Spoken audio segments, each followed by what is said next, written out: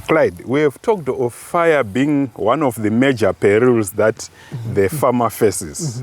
The fire, not only will it destroy this crop of wheat that we are looking on today, it can also destroy the farmer's houses, his tractors, and any other of his equipment, and it can even kill the people who will be trapped in the fire. So controlling a fire at a farm is very important. Here we are standing where we are looking at this fire guard that the farmer has created to stop a fire from moving from the field out there into the crop of wheat. Yes. You could maybe make an addition on this fire guard on how well it has been prepared. Yeah, so I think it's really important, like you pointed out, to make sure that we do have fire prevention mechanisms that involves even constructing of our fire guards. And one of the most important things when it comes to fire guards is that the required length and width of the fire guard is that it has to be at least 10 meters, and to make sure that the fire does not jump in from out there into the field. But it is important to make sure that it is clear of all combustible material that involves dry grass, that also involves even the litter around it. So sometimes you can have what we call disking to make sure that there is a distinct separation of the field and the veld. But it is important to practice also what we call back burning. You can see our wheat there, it's still very green. And the chances of it burning are close to zero. So now the grass out there is dry. All within respectable distance between us and our neighbors, between the field and our neighbors, we are encouraged to make sure that, if possible, we can practice what we call back burning, which is what we have seen that the farmer has tried to do, even to make sure that within the next 50 meters or 60 meters or so from the field is also clear of combustible material. That actually helps in preventing the crop from being caught by a fire. But you also pointed out on the impact and the damage that the fire can do besides the crop to even the farmers. That actually brings an important aspect of fire training. Maybe you can just try to explain on that as well. Yes, Clyde. It is not enough just to maybe make a fire guard here, but what will happen if a fire does come? Of course, we do not want a fire to come to our farm, but now and then that can happen. We need our personnel to be well trained in what they should do in the event of a fire. All the workers at the farm should at least know what to do. We normally have selected personnel that we can use to fight the fire, but the rest of the staff, we want them to get out of danger to a safe location. That safe location should be identified beforehand, and the workers should know that if a problem occurs, we will go and gather at that point where other management concerns can then be put into place. But for the firefighting team, needs to know how to fight a veiled fire. This is different from a house fire. Normally, we will use fire beaters. Fire beaters are available at there are a number of organizations that can supply those for a fee, of course, and your workforce should then be trained on how to use those. You should also have a bowser, a water bowser of an adequate quantity, because if you pour water over a fire, normally you should put out the fire. So it's a complement of different mechanisms. You have got fire beaters on one side, you have got the bowser on the other side. The disadvantage of the bowser is that at the inception of the fire, if there was no water in the bowser, then you have to go some distance to collect water. So we advise that normally that bowser should be kept full of water. If there's an emergency, you do not lose time going to collect water. You just go direct to the problem and you start combating the fire. So you use those different mechanisms, and that way you can put out the fire faster. You should also have an arrangement with your neighbors. If there's a fire on this farm, for example, your neighbors should be able to come and assist you. Yeah. If there is a fire on their side, go and assist them.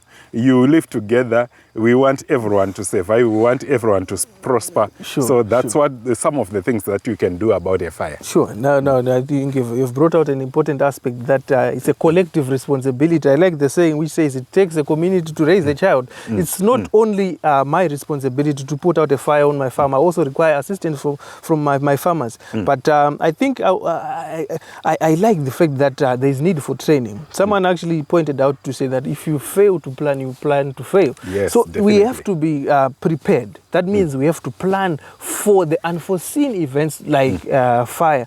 And when we are training our fires, like you pointed out, we need to make sure that we are also investing in what we call fire signs. When someone is passing through the farm, maybe trespassing, should know that this area is a non-smoking area. Because what can happen is that we have had cases actually when someone was just passing through the farm smoking his or her cigarette, and then they drop the stub into the wheat field.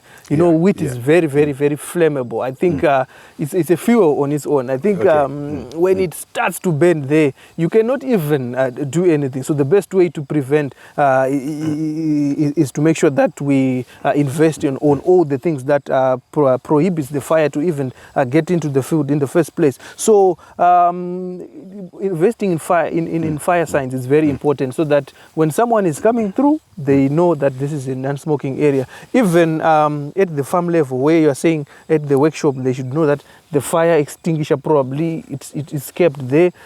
They should know, like you said, where to run to, and even the general reaction itself, how to react in the event of a fire. We've had cases when people were lost. I think sometime in 2022, when precious lives were lost, and it could have been avoided because of lack of training. And you would see your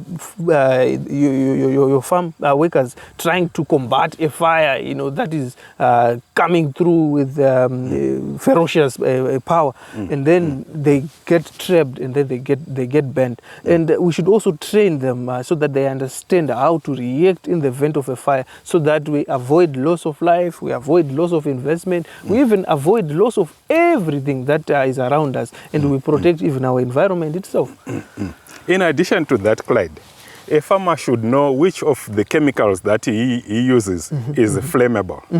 Let's take, for example, ammonium nitrate, our top fertilizer. If maybe the general public would want to know that ammonium nitrate, that's the same ingredient that bombs are made of.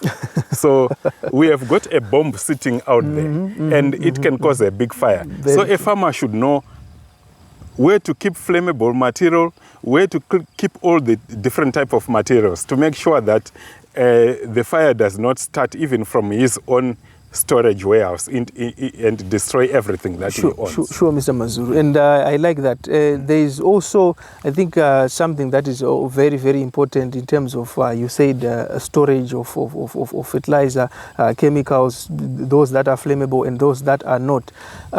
In terms of protection and standards that we require, if we want maybe to grow our produce for export, we want to make sure that if an inspection is done, we are not found wanting to keep things recklessly, and we need to make sure that everything is kept in the right place, and the safety of that place in terms of accessibility of the keys, who is going to be opening, who is going to be keeping the records of what's coming in and what's actually coming out of the storage facilities.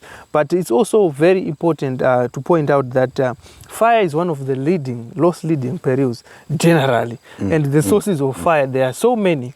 You can see whilst you are combining, a combine can lights up a fire that can burn the whole field. Oh, yes. And we need to make sure that everyone, the operator, the workers around it, they know how to react. And because it's a source of fire that sometimes we don't anticipate. We do also have a lightning. We don't anticipate to have it anyhow, but it just happens. Then the fire comes through. So it's also important to always be prepared as farmers to make sure that we are not found wanting. Very true, Clyde. We could also mention that it is actually a law in Zimbabwe for people to put out veiled fires if you do see a veiled fire somewhere. It is actually regulated under the Environment Management Act. And it is actually an offense if someone sees a veiled fire and does not assist in putting it out. Interesting. That means it brings out that aspect of a collective responsibility. And it also aids in protecting the environment in general, that we don't lose. I think for livestock growers, it's also important because we've got pastures to protect. Yes. We also have maybe storage sites for hay bales that we feed our livestock in.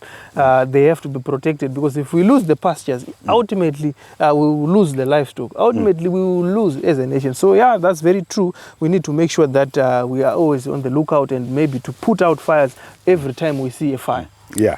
And another thing that may seem to be very small but can have a very big impact. You see that this is a big farm, and you would expect that the workers who are working here probably prepare their food somewhere around the field. They do not go back home, which means they light fires somewhere. So when you do light a fire like that, preparing lunch while we are working out in the field, make sure that you put out that fire completely. Because when you go back home, that's the fire that is going to destroy the whole place. Yes. Yeah. That's actually a very common practice. When you move around, you see a small fire there where they're trying to cook, and they ignore to put out, and it has caused significant losses. So yeah, farmers, they need to make sure that all our workers are told of the consequences of doing that. Maybe just to point out something, now let's talk of fire and fire claims. Okay, very important. Very important. And I like the fact that when a fire comes through and something is damaged, maybe the wheat crop there is damaged, the farmer would be expected to be compensated in the event of a claim. But what if the farmer does not have a fire guard? Then he was not even prepared, and maybe the fire started from one of their own workers. It's also very important to make sure that we put it out there for our farmers to know that it is our responsibility for sure to make sure that we pick the right size of fire guard, the required by the law, required by the insurance contract, to make sure that if the fire comes through and then the fire guard is there, the farmer would have done everything possible within his or her capacity to make sure that we protect the crop, or we protect the investment against a fire. But regardless, it then happens, and then we make sure that the farmer is compensated. But in some cases, you would hear a farmer not even prepared, not even a fire guard. There's just combustible material all over, and there are no fire signs, there are no fire trainings. And then one of the workers drops in a cigarette, and then it lights out the field. That sometimes, in terms of insurance contract structuring, it can be excluded for a payout, because the farmer did not do the prerequisite to protect the farm. That means constructing fire guards, putting in fire signs, make sure that there is training. Once everything is done, the farmer would then argue that I would have done everything possible. Then if a claim comes, you lodge in your claim, and investigation is done, the quantification is done, then the payout is met. Simple as that.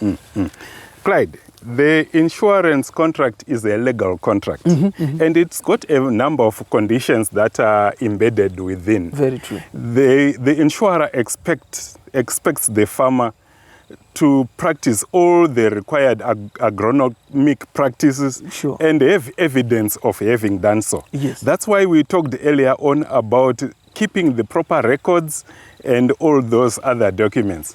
Because in the event of a claim, the assessor will want to check whether you did have a fire guard. Precisely. And if there is no evidence that there was no fire guard, you may have a challenge with your insurer. So make sure that all your documents are in place.